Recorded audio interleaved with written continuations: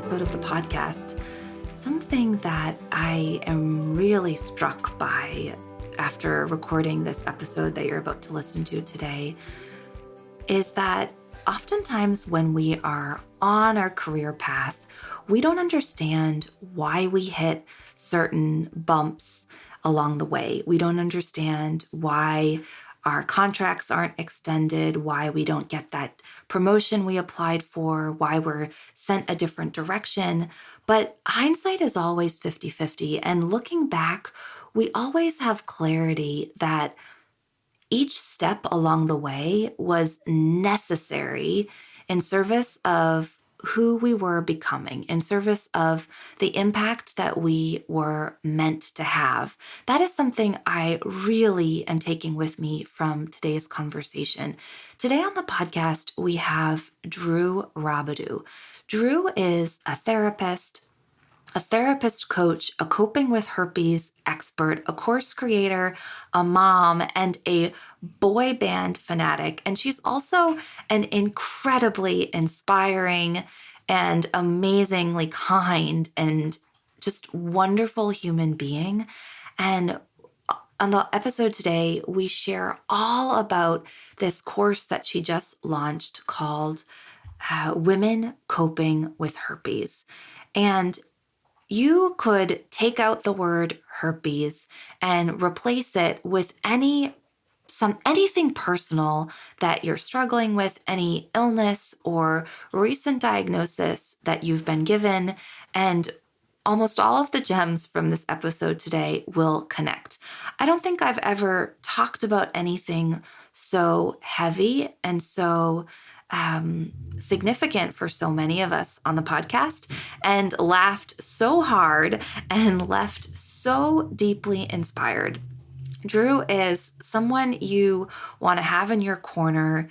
She is a fierce advocate for other therapists in the field, and she's just an amazing human being. I really hope you enjoy today's episode. Let's jump in.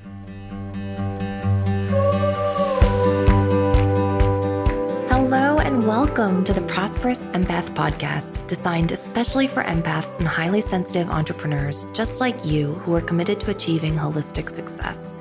I'm your host, Catherine Wood, Master Certified Coach, author, mastermind leader, and founder of Unbounded Potential, a boutique coaching firm for empathic entrepreneurs. I'm on a mission to bring empathy back into the world of business. Each episode will focus on achieving more by doing less, through leveraging empath-friendly leadership practices, boundaries, rituals, and systems, all the while continuing to care deeply about ourselves, others, and the world around us. If you are committed to joyful living and running a conscious business, but amassing wealth while doing so, proving that you can have both in a society that tells you you can't, then you are in the right place. Join me here each week to find out how. Be sure to subscribe and leave a review so you won't miss an episode. Plus, you'll find all the show notes and helpful resources over at unbounded-potential.com.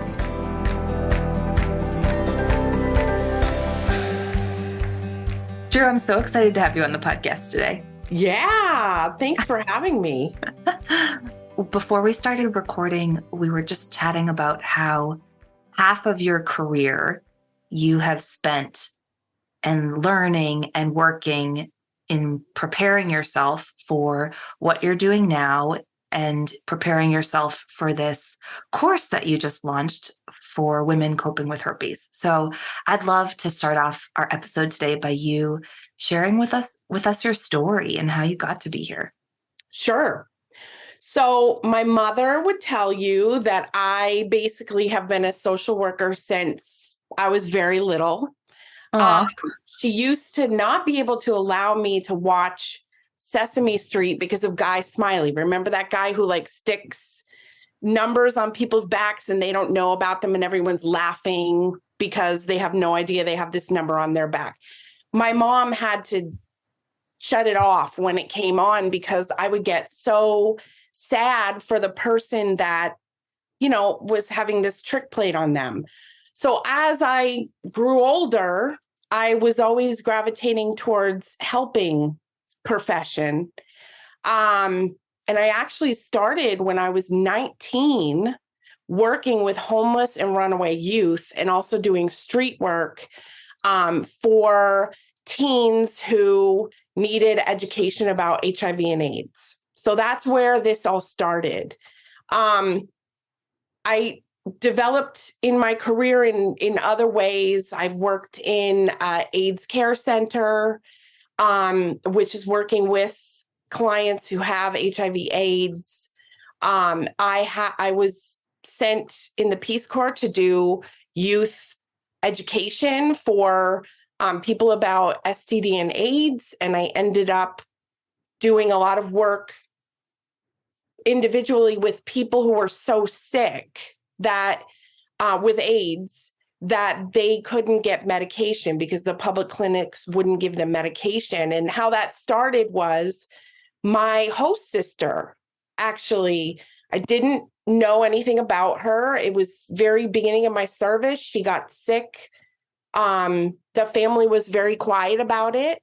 And finally, they came to me because she was on death's door and said, do you know anything we can do to help her get better?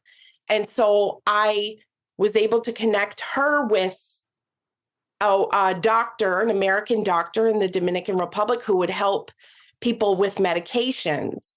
And she's still alive to this day, which is wonderful.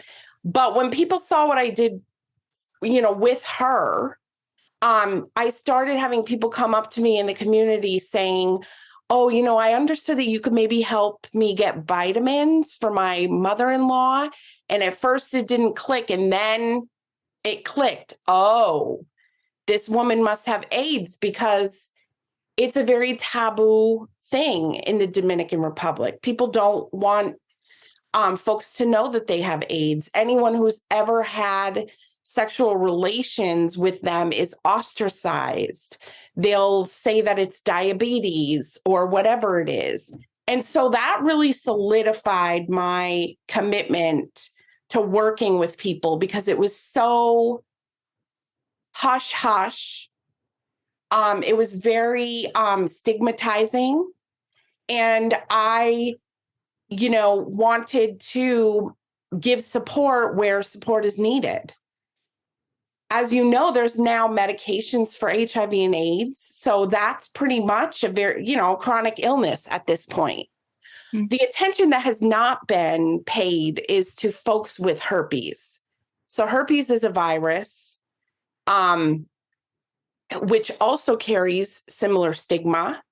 So I was working with clients and they would come to me saying, I have herpes. I'm never going to meet someone. Nobody's ever going to love me. Nobody's ever going to want to have a relationship with me because I have herpes. How do I tell people I have herpes? And so apparently I'm one of the only therapists in the country that specialize in herpes and other STDs, because I get emails from people everywhere who need support. And so I can't become everyone's therapist because I only have a license in New York and Texas. And so I created this online course that people can do on their own. It has a community aspect if that's what people would like to engage with, people who are also struggling as well. And it's really just my labor of love for the people that I can't be a therapist to all over the world. It is wild that I've known you for almost a decade and I never heard your Peace Corps story or what you did or how you served. Mm-hmm. What an incredibly inspiring story. It really was. And, when I go back, many of the people that I worked with are still alive. And it wasn't what I was sent to do, but it definitely was something that was so important, because there are people who are still alive that may not have been, which was also hard to handle too, because when I was doing this project and I was connecting people, I was thinking, well, what's going to happen when I leave? Is this sustainable? Mm-hmm. And also, to be honest with you, I had to do a lot of advocacy even with the people I did work with this doctor, because she would assume that they were prostitutes. She would assume that they, had been having sex with many people instead of just a person who had bad, luck to sleep with the wrong person and be infected. Mm-hmm. And I think that that's the part that people don't get, is like, nobody goes out looking and wanting to get an STD. It's something that happens. It's something that sometimes happens without that person's knowledge. Sometimes somebody told them that they have this and you may get it, but it's still such a hard thing. And the only contact that people have is the doctor, who only has 15 minutes to diagnose and tell them they have this devastating diagnosis and send them out the door with no support, no, help with the parts that come after, which is the emotional side of herpes. And that's what I do. Mm-hmm.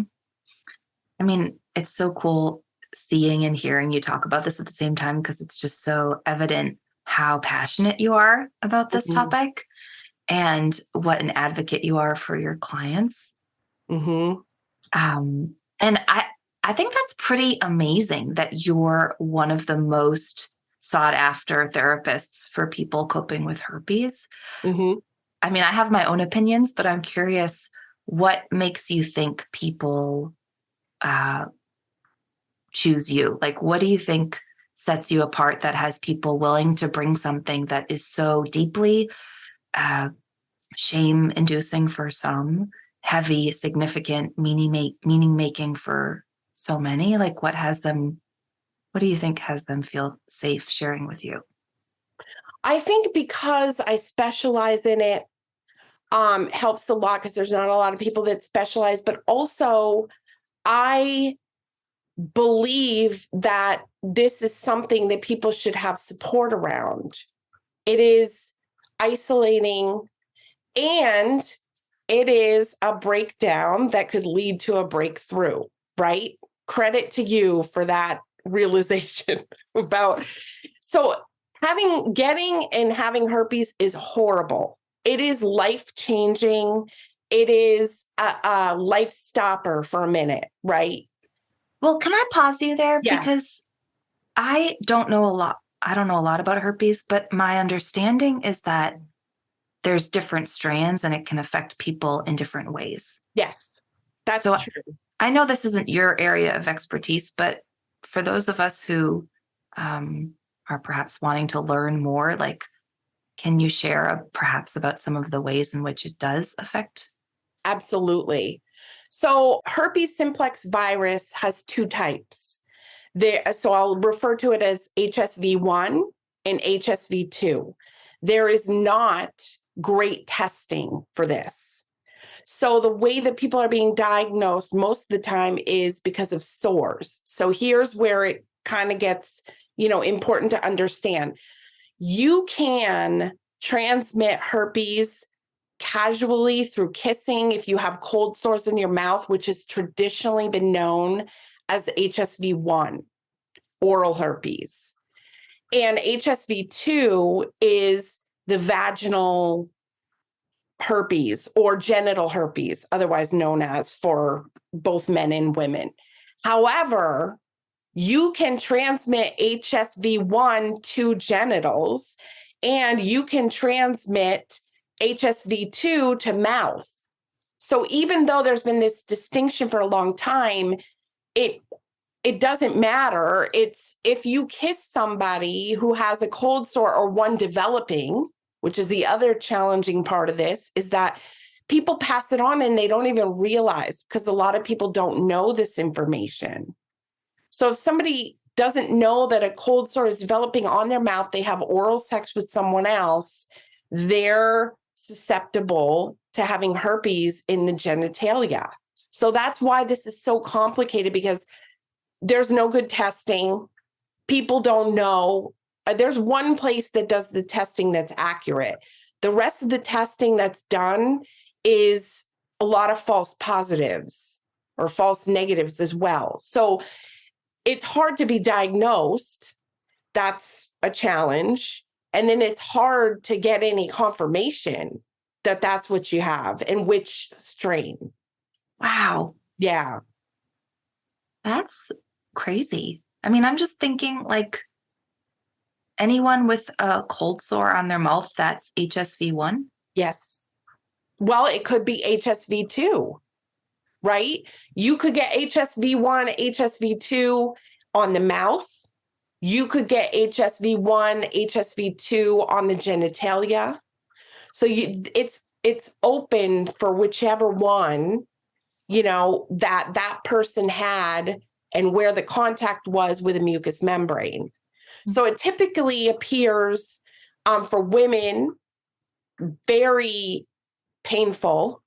I mean, it's open sores.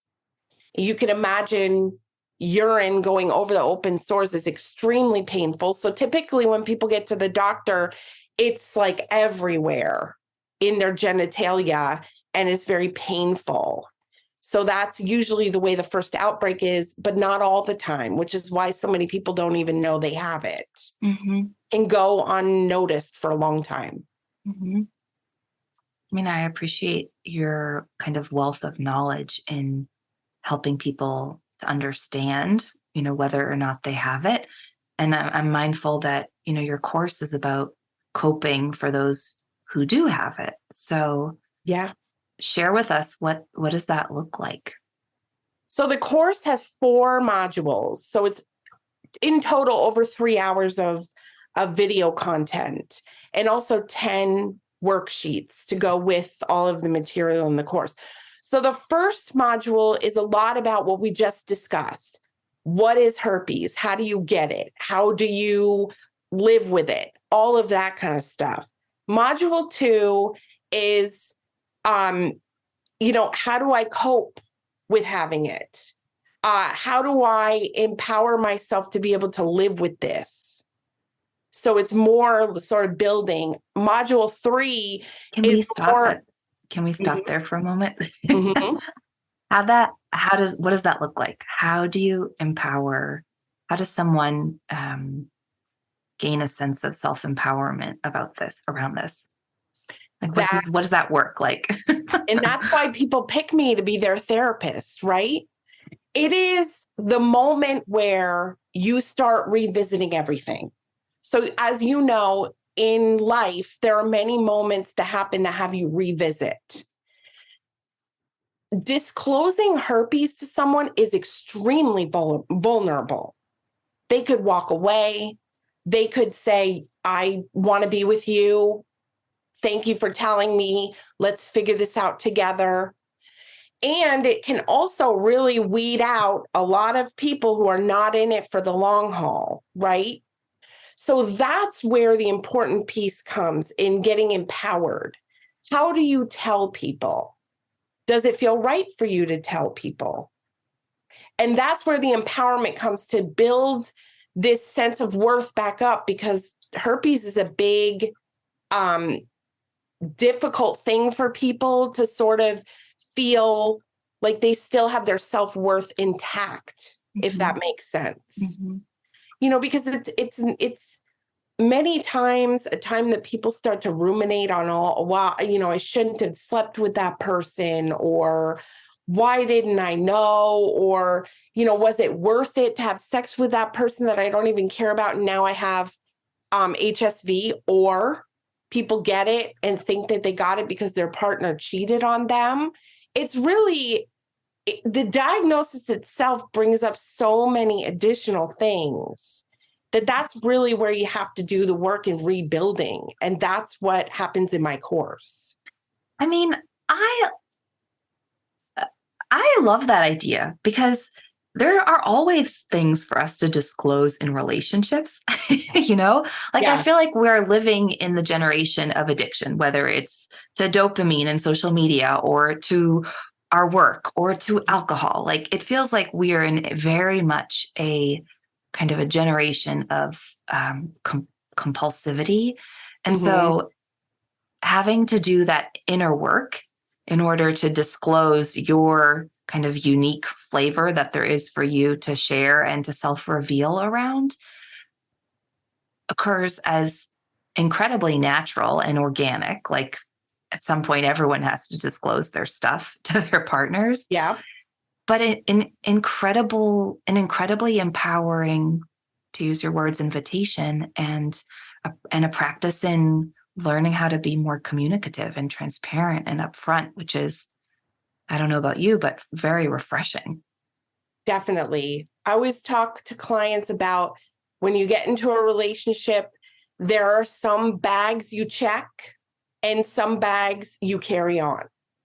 The herpes one is the one that has to be carried on, right? Because if your values are aligned with being honest and open, then you might really want to tell your partner before you start to have sex, right? Or getting engaged in activity where it could be transmitted. And that's really one of those things that's hard to say. And it also could lead to that person walking away. Mm-hmm. And that's really hard stuff. And people really need support around that. And that's where the sweet spot for me is. Yeah. I mean, I could just feel the empathy oozing out of you as you say that. Yeah. It's a hard thing. Let's go. Well, so what's the third module about? So the third module is more about imagining relationships. What do you want in a relationship? Because the idea is, okay, you're going to have to disclose. So let's pick a really good partner, somebody that's going to be worth embarking on that disclosure, then acceptance with, right? So what are some things that have happened in the past that maybe you don't want to repeat? What kind of people have you attracted in the past that maybe you don't want to attract again, right? I think herpes leads to much better decision-making in relationships. I really do. 100%. So it's a call to action for people, right? How do you empower yourself to feel like you want to go out there again? And sometimes rejection is protection. So sometimes if that person isn't willing to stay in the relationship with you after disclosure, bye, Felicia. That's it, you know? I love this, Drew. This is gold.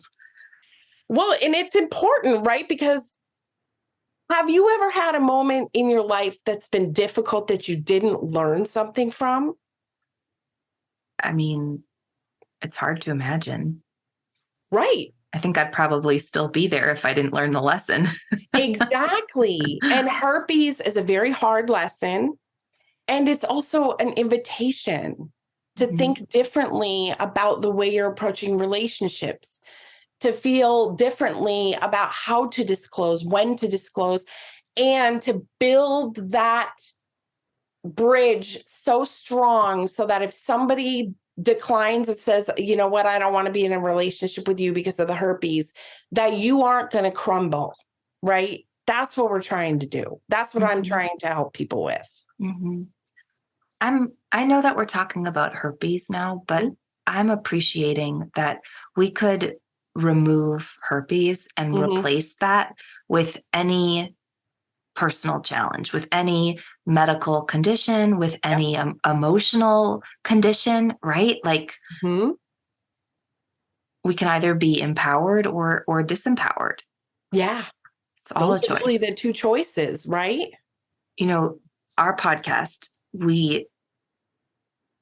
we're all empaths here. Like I have it that most of the people who tune in are empaths. And there's some aspect of empaths that has us be so generous in relationships that oftentimes we give more than we receive. And not surprisingly, relationships are a huge topic in coaching. Romantic, platonic, business, family, friends, like all of the above. So I'm appreciating how relevant this topic is for my audience. And I'm just wanting to hear more about what it looks like, what this third module around self-empowerment and getting really clear about that bridge? Like, what are the steps? What are the planks that you help your students lay? I think the first one is learning to deal with the shame, because a herpes diagnosis or any kind of, quote unquote mistake or problem that happens, our first instinct is to shame ourselves, right? Especially empaths, because it's easier to do it to ourselves than somebody else. Mm-hmm. However, that's also, we're meaner to ourselves than probably anyone else. So that's the first thing, is you have to deal with the shame that you have around the diagnosis, or what went right. If we're talking about somebody without herpes, it would be what led them to where they got, right? And having some compassion for themselves about, you can only do the best you can with what you know, right? So that's really the foundation to then imagining, well, what kind of relationship do I want? What's important to me? Also seeing your blind spots. If your parents or whatever parental figures you had in your life have this dysfunctional dynamic, it is very unlikely that you're not going to go try to create the same one if you haven't done the work, right? Mm-hmm. So my course is doing the work to make sure that when you're going to disclose, it's to somebody who you believe with what you know fits this criteria. Maybe we'll, not be so hard on, well, I want somebody who's 5'7" instead of 5'3", right? Like those things you can get over. But if somebody is an asshole, they're an asshole, and you shouldn't date them. Yes. I mean, it's really no surprise to me why so many people would want to bring their healing to you, Drew, because you just have such a refreshing, like no bullshit perspective about it. The only great. thing you get from too much sugar is a toothache, right? So I am not laying on the sugar coating, because also, I love my colleagues. My colleagues are wonderful. And, there are some that don't want to hurt their clients' feelings, right? I also don't want to hurt my clients' feelings. And I don't want them to marry the same asshole that they dated 5 times already, who is no good for them. So I may gently, steer them to, well, I'm noticing that this person sounds similar to the last guy. What do you think about that? Do you see any similarities? If they say it themselves, that's it. They can't unsee it. They cannot unsee it. And so that's what I do a lot with clients, is awareness around things. Mm-hmm. Once you see, notice, and feel it, you can do something different. But if you don't know what you're doing, you can't do anything to change it, really. Mm-hmm. I mean, I totally agree. And I love that you start with doing the work around shame, because in my experience, what we are ashamed by, we stuff, or we compartmentalize, or we disconnect from, or disassociate from. So there is literally no space to forgive and to do the self-acceptance work, because we literally don't engage with all of that built up emotion. And, from my vantage point, from the coaching perspective, and I think it's the same, like what we accept, we can't create a distinct experience from. Like what we resist, what we stuff, we recreate. Well, it's like what happens. I always use this analogy with my clients. If you're stuffing something in a garbage can, you're stuffing and stuffing and stuffing, what's going to happen to the garbage can? It's going to break, and it's going to go all over, and you're going to have beans all over the floor and the whole thing, right? The whole mess. That becomes a bigger mess to clean up than if you had just, I think we are so afraid of feelings. But at the end of the day, we've all had them, and we're still here to tell the story. For sure. It's so much worse if you don't just allow yourself to feel the feelings, and you won't feel that way forever, right? But you will if you stuff it in that garbage, and it's going to come back to haunt you, right? Oh my gosh. So good. One of my favorite quotes around this is, when we feel, we heal. I think I first heard that saying by Gabor Mate. Yes. The body says no. When the body says no, right? That's a great book. Okay, I haven't read that book. You haven't? No, I watched his documentary. Oh, yeah.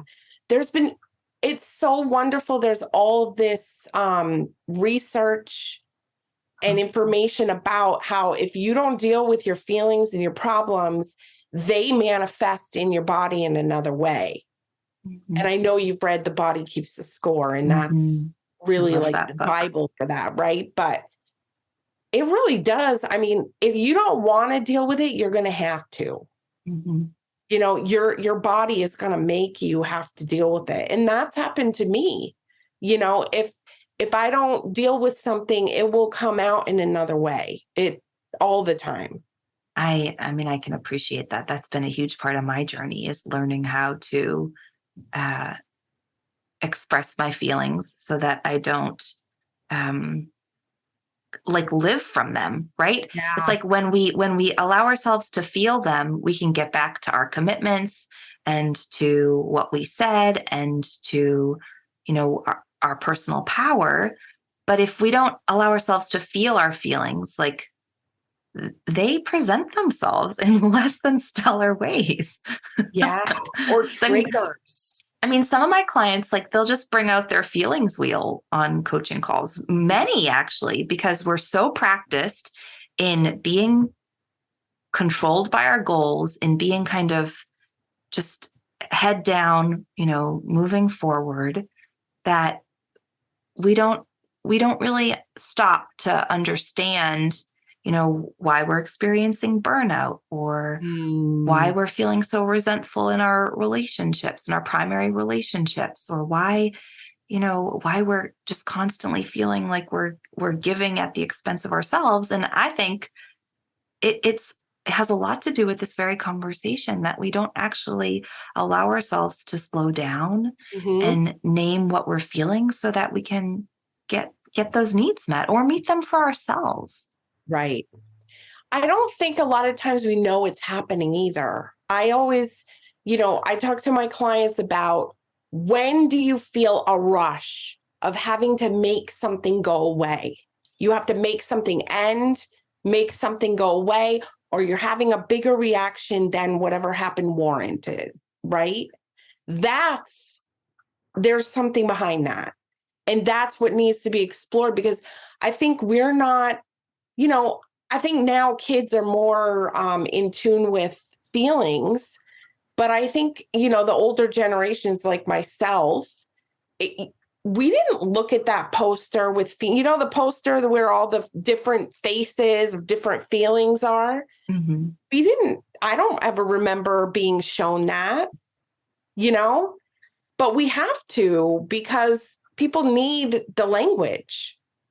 I mean, hearing you say that is reminding me of I think it was like a TikTok video. I wonder if you saw this. It was like a first grade classroom, and the teacher would stand outside with a sign that said, and the sign had like 6 options for how the children wanted to be greeted upon entering her classroom. And it said a hug, a dance move, a high five, a fist pump, or a bow.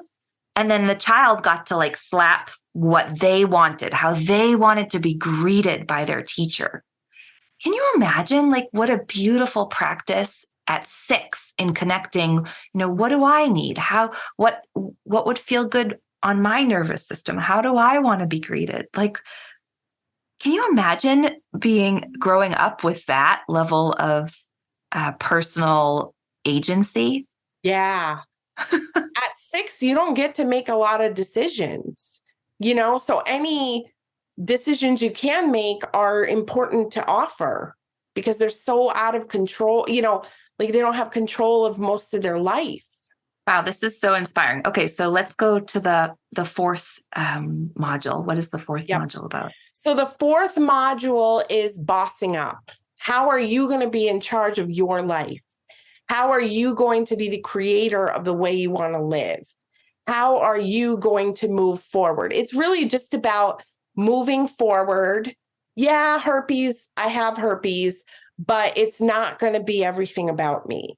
Like there's so many other things that I'm going to take control of what I can control. And I'm going to respond to what I need when I need it instead of, there's a whole video in there. I Ain't No Damsel in Distress, it's called. And Amazing. it's about like, stop looking for somebody to save you, like save yourself. That's it, And so it's all about, really empowering ourselves to move forward, even with this challenge of having herpes. Mm-hmm. So I know that your clients, they don't get a lot of the like juicy, fun details about your personal life. They not so much. No. And there's one juicy, fun detail that I would love to bring to light here because I feel like it is so much a part of who you are and what you bring into your work, even if you don't share the content of this particular passion. Mm. Can we just talk for a moment how you're a boy band aficionado? Yes. Oh my God. Even when I was in the Dominican Republic in the Peace Corps, I was obsessed with Aventura, the boy band of the Dominican Republic and oh my God, what Romeo Santos? Yes. Yes. I am diagnosably obsessed with New Kids on the Block. I love them. I have met them many times. I have pictures with them. If I didn't have children, I would literally live out of a car and follow them on tour. It is so much like every time I go, it's connecting with the 13-year-old me. And that's magic. That my 13-year-old Drew is a gift. So whenever I get to connect with her, which is through boy bands, I do it because it's like I'm not tired, nothing hurts. I can, I go to bed at 9:00 at night in my normal life. On that, I go on a cruise with New Kids on the Block. I don't sleep. It is 6, 7 a.m. and I'm out with my other friends who love them. And we're having pizza after a night out, dancing with them. So it is my fountain of youth. It's my passion. It's my love. And they make me so happy. How does your 11-year-old boy band obsessed part, like what would she have to say to your clients? Let's do this. We're doing this. We don't need mom to take us to the concert. We're going to take ourselves. We're not going to be passive to life. We're going to suck the bone marrow out of it, right? That's what it would be. I mean, I know I'm laughing and teasing you about these questions, but honestly, I feel like this part of you, this passion and zest for living, this part of you that's committed to sucking the marrow out of life, it infuses itself into your work. It is so much a part of what you stand for and who you are for your clients. Like you are just the embodiment of joyful living. Thank you. I do have a lot of fun.